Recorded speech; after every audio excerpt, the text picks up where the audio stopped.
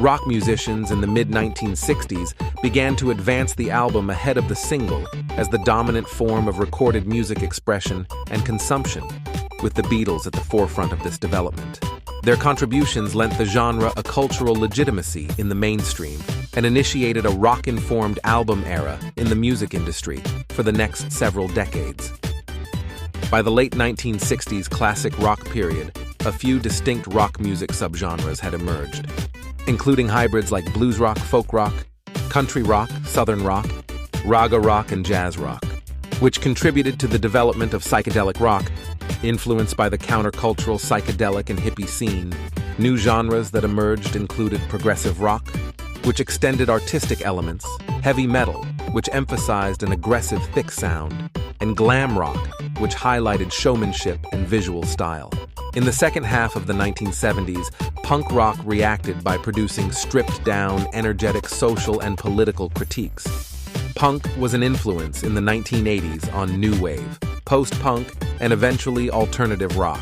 From the 1990s, alternative rock began to dominate rock music and break into the mainstream in the form of grunge, Britpop, and indie rock. Further fusion subgenres have since emerged, including pop-punk, electronic rock, and rap metal. Some movements were conscious attempts to revisit rock's history, including the garage rock post-punk revival in the 2000s. Since the 2010s, rock has lost its position as the preeminent popular music genre in world culture, but remains commercially successful.